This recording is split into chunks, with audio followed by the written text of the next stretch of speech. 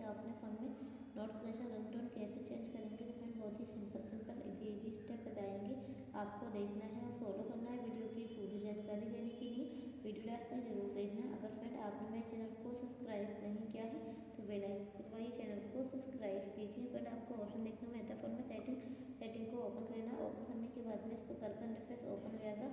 यहाँ आपको ऑप्शन देखने को मिलता है फ़ोन में साउंड, आपको साउंड पे क्लिक करना है। साउंड पे क्लिक करने के बाद में यहाँ पर आपको काफ़ी ऑप्शन देखने को मिलते हैं। यहाँ आपको ऑप्शन देखने को मिलता है फ़ोन में एडवांस, आपको एडवांस पे क्लिक कर लेना है। यहाँ से आपको ऑप्शन देखने को मिलेगा नोटिफिकेशन साउंड, आपको यहाँ पे सेलेक्ट कर लेना।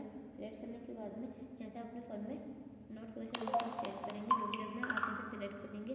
तो इस प्रकार अपने फ़ोन में नोटिफिकेशन रिंगटोन चेंज करेंगे। तो अगर फ्रेंड आपको हमारी वीडियो अच्छी लगी हो गाइस तो वीडियो को शेयर करें, लाइक करें। चैनल पर नए हो तो चैनल को सब्सक्राइब करें। मिलते हैं अगली नेक्स्ट वीडियो में, जब तक के लिए बाय, टेक केयर।